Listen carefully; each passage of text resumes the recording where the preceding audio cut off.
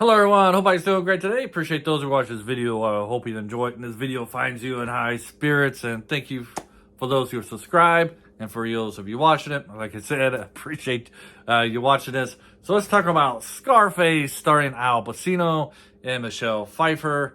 As a kid, I wanted to watch this as a kid, but I never was allowed to. I don't know why my parents was like, no, you can't watch Scarface, but you can watch Nightmare on Elm Street and Friday the 13th or Halloween. Those are fine for you, but Scarface is absolutely off the limits. I don't know what the reasoning was, what the logic was behind it. Maybe they just didn't want to watch Scarface. Maybe that was the reason. But, so this was my first time I watched it. And of course, I knew the line, say hello to my little friend. I got a terrible accent, right? But, he says, say hello to my little friend. I can't say it like Al Pacino. And that's like a famous line. People who've never seen this movie know that line because it's been replayed. It's been said in so many movies, referred to in so many movies. I guess that's what I want to say. So of course I knew that line, and because of that line, maybe I want to see Scarface. Plus it has Al Pacino. I mean, one of the greatest American actors ever in this movie. So I wanted to watch it. Watched even the two Godfathers already. He seems to like to watch. Al Pacino seems to want to play the mafia type guys. I'm going to do a Dick Tracy review here pretty soon because he's in that one as well. And like I said, I might do Godfather 3. Anyways, 2 minutes into this movie, into this review. I haven't even talked about the movie yet, right? So I just love the character Al Pacino plays. And the reason I say he's a great character is like this character is totally different from the Michael character from The Godfather and from any character he's played like in City Hall. I believe he was in that one. And then with Devil's Advocate. Completely different characters. It's not Al Pacino and just being Al Pacino in a different movie. He's actually a different guy, and I really love this. And I really did love Tony here. This character that he's playing. If he wasn't a drug lord and a drug addict and a crazy guy killing people, he seemed like he was one of those guys you want to hang out with. Really love at the beginning. Or beginning-ish, when he first meets Michelle Pfeiffer and they go to that club and they're dancing. And man, he's a terrible dancer. He's just like hopping around, like jumping around like this and stuff. He's not really dancing. He's just jumping up and down. I was like, man, this guy's terrible. And you know what? We credit Michelle Pfeiffer couldn't dance either in this movie. She was in Grease too. And I'm pretty sure there's some dance moves in Grease too. And she's not doing a very good job dancing either. Maybe because they're both high on coke, I don't know, or drunk. But I just love that scene. He's trying to hit on her, and he's trying to dance on a dance floor, and he's just basically bopping up and down. I don't know. I just love it. I just love that scene, and I just love that character. He's so funny, I love his sarcasm that he has, and his sense of humor in this, and the way this character is. Like I said, if Tony wasn't all those bad things, he'd be like a guy you would want to go out and hang out with and just have a good time with because he's so, he's an extrovert. And I would need an extrovert because I'm somewhat of an introvert. Unless I get to know you, then I gotta be an extrovert. I know I know my camera very well, and that's why I'm an extrovert. Looking at my notes here, make sure I cover everything. So the movie is, I guess I'm gonna say what the movie's about, right? If you ever seen Scarface, it's about this guy who's from Cuba. He hates commies for sure. He's very much a capitalist. And he gets into like the drug ring here, and he climbs his way up through the ladder, eventually takes out the mob boss. I'm going to call him the mob boss, call him the drug boss, takes over the organization, makes some deals with some Colombians, because that's where all the drugs come from, is Colombia. And, he's whacking off people. I shouldn't say whacking off, killing people left and right, To do this, you see that Tony is a smart guy. He knows how to do deals. He knows how to play people. He knows how to play on their strengths, what their weaknesses are. He's very quick to understand these things.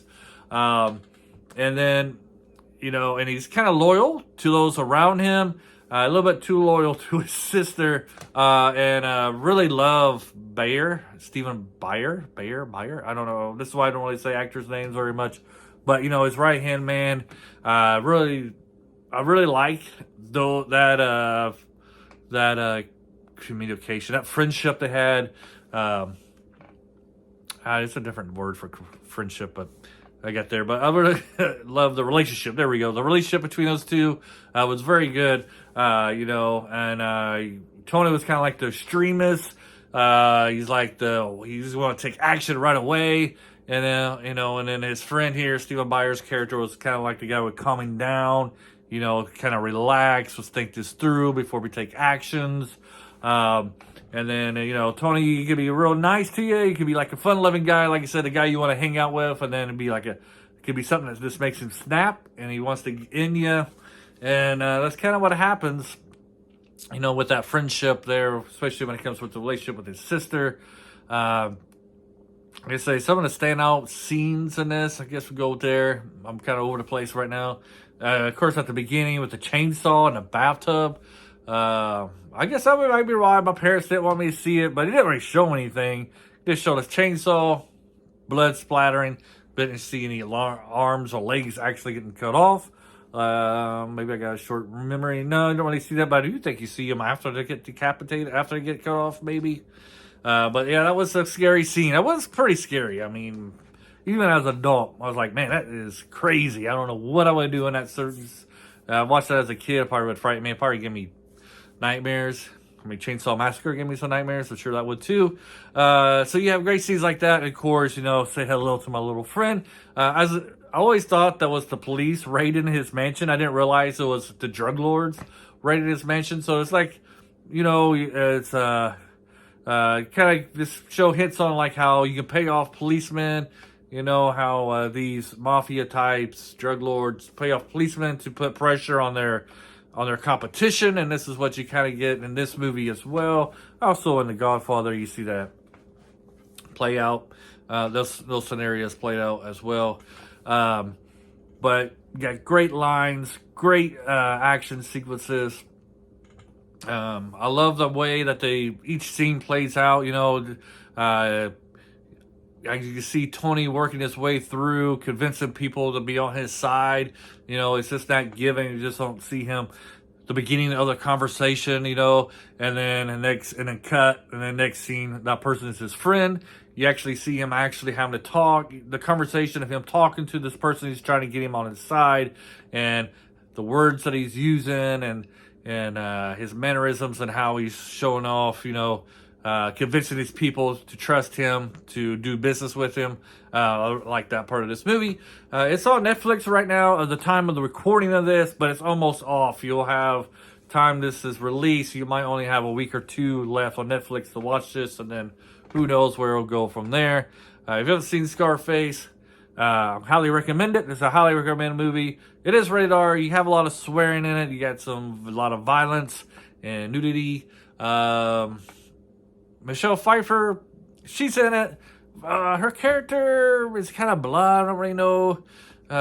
She doesn't really do much. She's just basically what Al Pacino's character Tony tells her. You just sit around all day, lounge around, wear your sunglasses, snort coke, and wait to do your bedroom duty. You wait to have bedroom duties at night, and that's basically what her character does throughout this whole series. I guess she does.